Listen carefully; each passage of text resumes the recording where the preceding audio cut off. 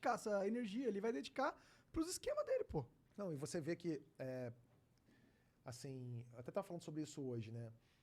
Um moleque hoje que está na faculdade de Direito, né? O moleque que está na faculdade de Direito, se você chegar para boa parte desses moleques e falar assim, qual é o teu sonho? Você está fazendo faculdade de Direito agora, qual é o teu sonho? Muitos deles vão falar, eu quero ser promotor, eu quero ser procurador, eu quero ser juiz, né? São 3 cargos públicos. Quero ser defensor. Ele quer trabalhar, boa parte deles, quer trabalhar no setor público, né? O cara que está fazendo direito.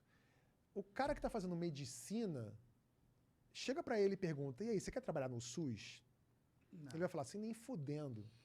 Não quero trabalhar no SUS. E o SUS é foda. A gente só chegou no nível de vacinação que a gente tem no Brasil, apesar do Bolsonaro, por causa do SUS. Mas por que não paga tão bem? Pergunta para um moleque. Você imagina, existe carreira mais sabotada e mal vista do que professor no Brasil? O cara, quando você fala assim, fulano é o quê? É professor? O nosso inconsciente já grita, é fudido. Tá pobre. Professor devia ser a profissão mais nobre. O cara que é professor de escola pública, de faculdade pública, ele devia ganhar bem pra caralho. Ele devia ter auxílio. Esse sim merecia ter auxílio tudo. E não juiz. Não desembargador. Sim, esses caras ganham pra caralho. Desembargador, Pois é, promotor, tem. salários E 150 mil, acumula. Tem. E veja bem, eu não estou dizendo que não é importante. É claro que é importante, mas assim, esse país sabota a educação e, em segundo lugar, sabota a saúde. Se a gente tivesse uma sociedade educada e saudável, a gente ia crescer como um todo. A gente não ia eleger vários desses idiotas que estão lá. E gente que não tem condição de ser síndico do próprio quarto. E o cara é deputado ou senador em Brasília. É ministro. O foda é que esses caras já estão lá, eles meio que controlam se o dinheiro vai ou não pra educação, né? Então, mas uma coisa que pode nos ajudar muito é isso aqui, ó. Isso aqui. Nos anos 80, as pessoas dependiam muito de TV aberta para se informar. Ou do que era dito pelo vizinho. O celular, nada evoluiu tanto nos últimos anos como a comunicação. Não existe a cura para calvície, mas o cara consegue falar ao vivo com o outro na Sibéria, né? Não existe... Existe como remediar a calvície. Tem cura pra calvície sim, olha lá, Igão. Você fez um implante? Fiz. Por isso que parece que tem um castor morto na tua cabeça.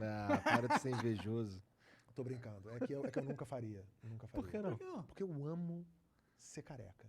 Entendi. Eu amo. Mas você não é careca. Você Tem umas merdinhas aqui, mas eu amo porque me dá trabalho. Eu passo máquina e resolvi meu problema. Tá ótimo. Mas, voltando ao assunto. Até esqueci, tava falando do quê? Tava falando da comunicação, como evoluiu pra caralho. A comunicação evoluiu muito. E aí, eu lembro, eu sempre falo dessa história, assim, que lá na Globo, quando os caras gongavam meus roteiros, o cara falava assim, você tem que entender o seguinte, a gente faz televisão para 2 tipos de pessoa. O cara do Acre e a mãe do Romário. Foi a frase que ele usou na época para definir o estereótipo da pessoa do Brasil, do brasileiro. Romário? Não, eu entendi. Foi o que ele falou assim, a gente faz televisão pro cara do Acre e pra mãe do Romário. E aí, óbvio que tem que ser na cabeça dele, para cumprir a função com esse estereótipo, tinha que ser o tipo de humor muito fácil, mastigado, de bordão e etc. Só que, de alguns anos para cá, o cara do Acre e a mãe do Romário tem telefone, tem 3G, tem acesso à internet. E a internet abriu portas para essas pessoas. E as pessoas hoje conseguem se informar, conseguem aprender. Então, talvez assim, e óbvio, com a esperança de que as políticas públicas do Brasil voltem a privilegiar a educação, espero que as pessoas mais humildes consigam, de alguma forma, ter acesso a um tipo de informação que faça com que elas, olha só, por isso que é tão importante esse combate à fake news. Por isso que é tão importante que esse tipo de informação seja combatida, as fake news mesmo, né? Não estou falando de pensamento... Contrário. Um pensamento contrário é uma coisa, opinião é uma coisa, mas eu tô falando de fake news. Por isso que é muito importante você combater fake news. A gente entra num problema na minha cabeça um pouco. Porque eu concordo que fake news é ruim, tá ligado? Você não quer a tiazinha recebendo mentira no zap e acreditando que a vida dela é uma mentira. Sim. Por causa de gente inescrupulosa usando as mídias sociais de um jeito mais eficiente. Mas que combate tu tá propondo às fake news? Esse que tá rolando aí agora de banir os caras, essas paradas? Alguma coisa sim. Eu não posso, olha só, eu não posso ratificar tudo, eu não posso dizer que tá tudo certo porque eu não sei de tudo. Eu não sei de tudo que está acontecendo ou de tudo que está sendo feito. Mas, evidentemente, eu sou a favor, sim, do combate às fake news e que, eventualmente, tire-se, sim, alguma coisa do ar. Sabe por quê?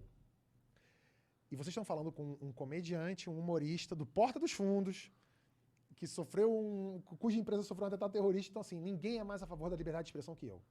Eu sou o cara da liberdade de expressão. Acho que todo mundo tem o direito de falar o que quiser, quando quiser, do contraditório, e que, se for o caso, que responda judicialmente por isso e que a justiça seja feita de maneira clara, objetiva e justa. Ponto. Dito isso, a questão é a seguinte.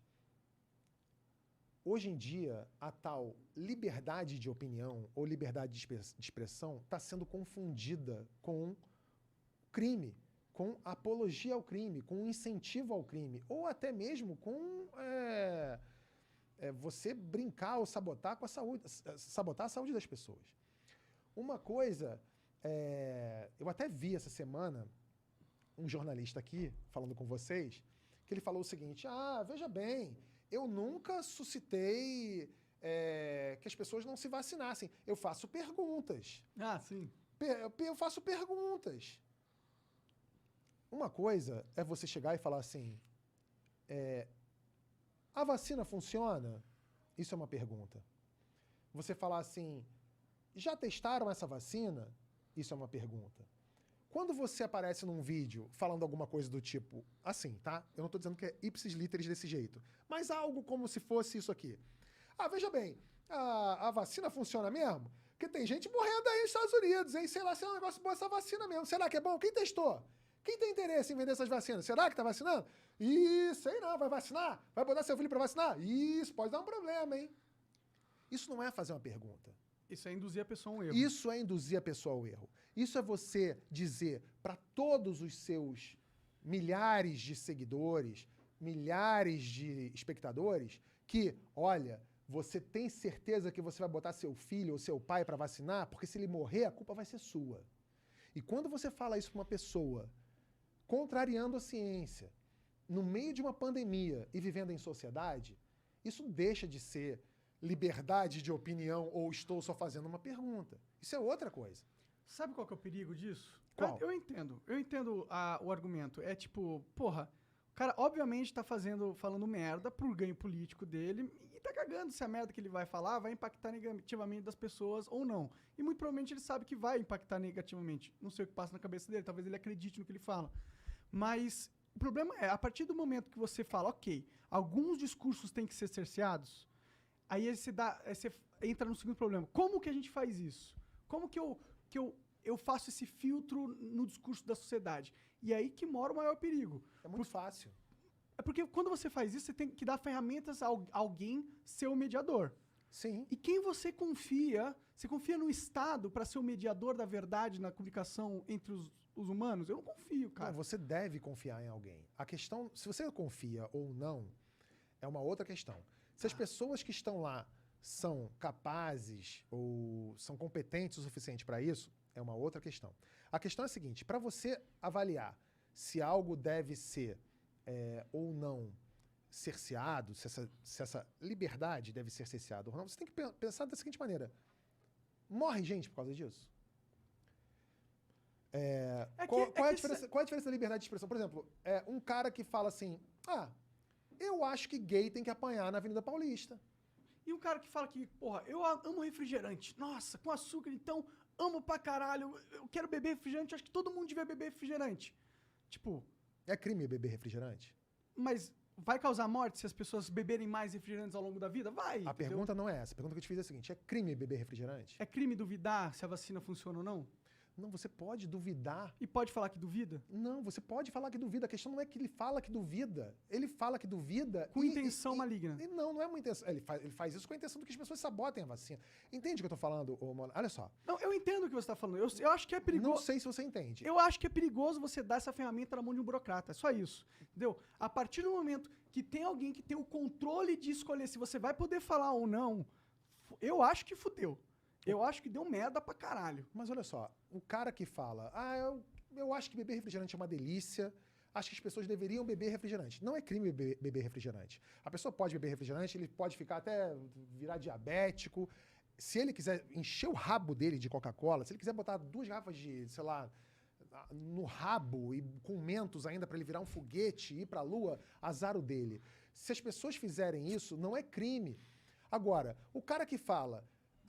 durante uma pandemia, que morreu só mais de 600 mil pessoas, e falar assim, ó, o cara que incentiva que não se use máscara, que as pessoas não se vacinem, tem gente morrendo, tem família perdendo pai, mãe, filho, avô, por causa disso. O cara que fala, eu acho que... Porque tem gente que fala isso, tá? Tem gente que fala, eu acho que o cara que é preto é uma sub-raça. O cara fala isso. E tem gente que morre por causa disso. O cara que fala, gay pra mim é um pecado de Deus. O cara que é gay, ele tá... o cara que nasceu gay, ele tá pagando um pecado, ele sei lá o quê. Tem gente que apanha e morre por causa disso. Então esse tipo de discurso tem sim de ser cerceado. Mas pela lei... Por quem quer, por todos nós. Pela lei, por mim, por você. Eu não gosto dessa ideia só porque essa ideia pressupõe Sabe por que você não gosta? que os juízes vão ser justos. Sabe por que você não gosta? Por quê? Porque você não tá nesse grupo. Porque você não é um cara que anda na rua e fala assim, tá aí, vou matar você. Por quê? Porque você existe. Pode ser, mas eu não acho que seja por Pode isso. ser, não, é claro que é. Tá bom. É claro que é. Imagina, se você fosse preto, se você fosse trans, se você fosse gay, se você fosse... Se tivesse morrido alguém da sua casa, próximo a você, porque a pessoa acreditou em alguém da rádio XPTO que disse que vacina não era legal e a pessoa morreu, talvez até o seu luto demorasse a chegar, mas por causa da vacina. Mas todos os outros restos, todas as outras situações, com certeza você pensaria assim.